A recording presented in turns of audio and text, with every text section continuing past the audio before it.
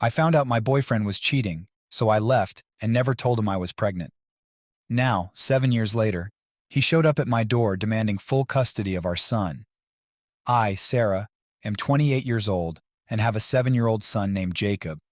His dad happens to be my ex-boyfriend, Tom, who is also 28. But I never told him about the pregnancy.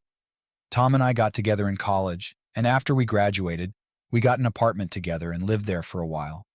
He and I were pretty serious about each other, at least I was. I'm not sure about him anymore.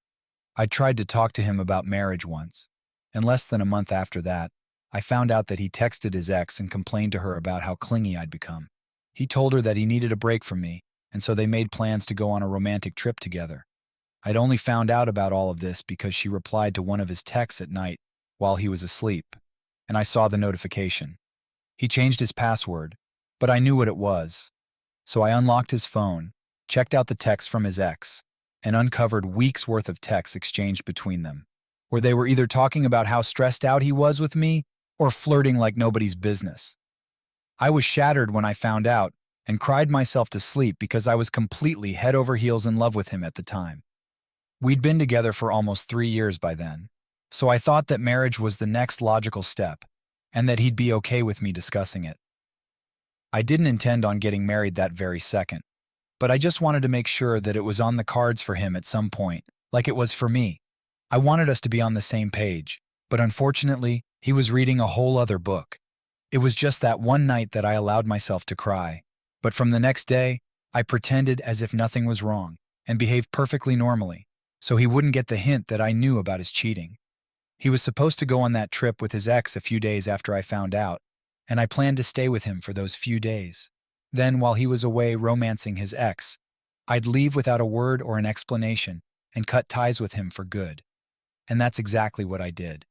I waited out for those couple of days, even though it was really hard to bring myself to stay with a man who I knew had no love or respect for me. But I didn't want to confront him about the cheating. I just wanted to leave without even a goodbye because I knew that would hurt him infinitely more. He told me he was going away on a business trip for the company, even though at the time, both of us were just starting out, and neither of our jobs required us to travel much. But I didn't ask any questions and just wished him luck. After he left, I packed all my things up in just one day and moved out. I'd already paid off half of the rent for the month, and I moved back home with my parents. I had a friend who lives in a different state, so I talked to my friend and told her everything, bought a one-way ticket to her city, and moved in there. I talked to my employers at the office, and thankfully, they let me continue working remotely until my notice period was up. In the meantime, I found a job there and got my own apartment. It took me a couple of weeks, but my friend was really helpful and was there with me every step of the way. Tom wasn't able to contact me after I left because I did everything in my power to prevent it. I changed my phone number, I blocked him everywhere, and even told my friends and family about it so they wouldn't make the mistake of talking to him. I had a couple of friends who lived in different states, so even if he wanted to find out where I was through trial and error, he wouldn't have been able to. I highly doubt he'd even want to in the first place. Find me again. But I still wanted to make sure he couldn't, even if he wanted to. I didn't want to be found, and I thought that moving away from him and cutting him off would mean that I'd never have to see him or think of him again. That was until I found out that I was a couple of weeks pregnant. It was only a few weeks after I'd settled into my new apartment that I realized I'd missed a cycle, and so I took a pregnancy test. The result was positive, and since that was the first positive thing that had happened to me in a while, I decided to keep the baby, and it's been the best decision of my life ever. Despite whatever is happening right now, I still strongly believe that my son was my good luck charm because, after I found out that I was pregnant, my life took a turn for the better. I loved my job, I made a couple of new friends in the city who showed me around and were of great help to me, and I just felt better after finding out about the pregnancy. I did hear from a couple of my friends back home that Tom was searching for me like crazy, and they even asked me if I wanted to tell him about the pregnancy, but I refused because I wanted to stick to my resolution of leaving without a goodbye. He didn't deserve any closure, and he absolutely didn't deserve to be a part of my baby's life, which I know he'd try to do if he found out about it. So I never told Tom about the pregnancy, and even though a lot of people disagreed with my decision, I stuck to it. And they also had the decency to not go on and tell him about it without my consent. That has lasted for 7 years, and now my son's in 2nd grade. I'm working in a good position in the same company that I started out here at, and I've been in a relationship for a year now with my boyfriend John. He's a banker, and a way better man and human being than my slimy ex.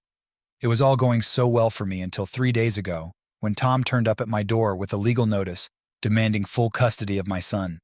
I was shocked to see him here because I've been very careful to cover up my tracks. And before I could even process that he was right in front of me, he'd shoved the papers towards me, and I received an even bigger shock because I'd never even imagined this happening. This was the stuff of my nightmares, and it was happening. He told me that I could think about what I wanted to do now. I could either be prepared to fight it out in court or just be a decent human being for once and give up custody of Jacob so he'd have a better life. Then he left without saying anything, and I just stood there in shock for another 10 minutes. Luckily, my son was in school when Tom came by, so he didn't see his dad and didn't ask any awkward or difficult questions. It's been 3 days, and I still haven't told any of my friends about it, nor have I thought about what the hell I'm going to do now. I obviously know that what I did in the past wasn't the most ethical move, but it's been 7 years, and my son's been living with me. He's never even known his father, so I don't think any court is going to take away custody from me. But I still can't help but feel afraid. I've only told my boyfriend about this, and the discussion I had with him was especially hard on me because I had to tell him the truth. Earlier, I just told him that Jacob's father had never wanted to be a part of Jacob's life, and so I was a single mother. But now I had to confess to him that I'd never actually asked Tom if he wanted to be a father or not. I just left after I found out that he was cheating and didn't even bother to correct myself after I found out that I was pregnant and that he'd actually been searching for me. John was a little upset that I lied to him about this, but he understood that these things were very painful for me to talk about, and I would have told him in due course of time, just not right now because I wasn't ready to let him in on what had happened to me in the past. He was kind to me about that aspect, but he didn't mince words when it came to what I'd done to Tom. He said that it had been especially cruel of me to deprive him of the chance of being a father on purpose, even after I got to know that he'd been looking for me after I left. It was horrible of him to cheat on me, but that still didn't excuse what I'd done, because I'd made sure that I kept him away from his son for almost a decade, and he never would have found out either if someone didn't snitch on me. I'm still trying to figure out who'd do such a horrible thing to me, and now I'm just really confused about whether what I did was right or wrong. I know it was unethical and kind of messed up, but to be fair, so was cheating on me. That wasn't fair to me, and what I did wasn't fair to Tom, so I think it's even for us. But John doesn't agree and thinks that I owe Tom a huge apology. He believes that I need to apologize and hope for joint custody at best, but I'm not sure if that's the only way out of this. I don't think he has any legal right over my son because he's never been involved in his childhood. Granted, he was never given the opportunity to do so, but there's a good enough reason for that as well. It's just all messed up right now, and that's why I'm here on Reddit right now, because what I think I need is a fresh perspective. So am I the asshole for never telling my boyfriend that I was pregnant and leaving him without an explanation after I found out that he'd been cheating on me? Update 1. Hey guys, it's been a week since Tom showed up, and I've come to find out a couple of things since then. This is going to be a bit of a lengthy update because there are a lot of things that I have to talk about. First and foremost, I'm not giving up custody of my son, not even partial custody, because Tom really doesn't deserve it. I know the comment section on my original post was pretty divided on whether what I did was all right or not, but I've decided I'm going to focus on the people who believe that it was totally justified in light of what Tom had done. He cheated on me, and not just with anyone. He cheated on me with his ex-girlfriend, whom he'd been with just before he'd started dating me. They'd only been together for a couple of months and had broken things off when Tom realized he just wanted something casual. Then, 4 months later, he started dating me. So for him to throw away a 3-year relationship for a flame that didn't even last 6 months was very insulting to me. Not just that, it was wrong on every conceivable level for him to lie and call me clingy, needy, and heavily emotionally dependent on him and whatnot. He'd said a lot of these things while complaining to his ex about me in the texts, and I still distinctly remember all of it. None of these things were true in the slightest, but he just said it anyway to gain sympathy from his ex, so she'd hook up with him. I'd only ever asked him about his thoughts on getting married because I wanted to make sure he wanted it at some point in the future, and I think after 3 years of being together, it's okay for me to ask. But the way he freaked out after that was a clear indication that he wasn't ready for anything. If he wasn't even ready to commit to me, then I really don't think he'd have agreed to commit to a baby. Honestly, at the end of the day, I was in no way legally obligated to tell him I was pregnant. Maybe it was unethical, but it was what I had to do to lead a good life, and I don't see anything wrong with it. If he'd been a good, decent man and not cheated on me, then we probably still would have been together and had a kid together, but he chose to screw things up for himself and cheat on me. So now, neither does he get me, nor does he get his son. I don't care what anyone else thinks. I know that I did what was best for me, and I refuse to feel guilty about it. I've also found out who was the one who leaked my information to Tom, and it's none other than my mother. I was shocked, but when I finally told her about Tom showing up at my door, she admitted to telling him without me even having to prompt her. I wasn't even going to accuse her because I really didn't think that my mother, of all people, would do such a thing. I just called her up 2 days ago for advice and to talk to her in general since we hadn't spoken in a while because she seemed too busy. Now I know she wasn't busy, but she was avoiding me on purpose out of shame. She told me that she'd contacted Tom after a friend of hers had told her that he had been promoted to vice president of the company he used to work in. Her friend happened to know Tom's mother, so they were connected like that, and for years after I left, Tom would try to reach out to my mother, but she kept her mouth shut and avoided him. But this time, she reached out to him without even asking me. Her reason to finally let him know about his baby was that she thought I wouldn't be able to handle the cost of raising a son on my own as time went on, and that Jacob needed his dad to be in the picture now that he was getting older. She didn't consult with me first because she knew I would have hated the idea of that, so she just went ahead and did whatever she thought was right. I couldn't believe it, and I still cannot bring myself to believe that my own mother would do something like this to me. She knew how torn up I was after Tom's cheating episode and how long it took me to move on from that. She insisted that she'd done this for my own good and that I'd thank her later. But when I told her that because of what she'd done, Tom was now demanding full custody, she had no defense for herself and just went silent. I'm not as rich as Tom right now. That's something I cannot deny. I did a fair bit of stalking after my disastrous phone call with my mother and found out that he was now married to his ex, so he could commit to people who are not me. He's doing well in his life, and he lives in a nice house. Seems pretty well off and all. That's really good for him, but I'm leading a nice life on my own, and I don't think I need anyone's help, especially Tom's help, after I rejected him so long ago and haven't even spoken to him in 7 years. I don't know what possessed her to screw me over like this, but I know that I'm never ever going back to speaking to my mother ever again. I just cannot, because what she did to me was immensely disrespectful. She just assumed that I would appreciate the help and told Tom my whereabouts without even thinking about the consequences. I'm lucky that Tom's just a slimy, entitled douchebag and not a psycho or something, because then my mother's decision to tell him everything would have cost me a lot more. I've blocked her everywhere, and I'm not planning on unblocking her anytime soon or maybe even ever. As for the custody case, I honestly don't think he stands a chance because it's been 7 years, and my son's been just fine without him.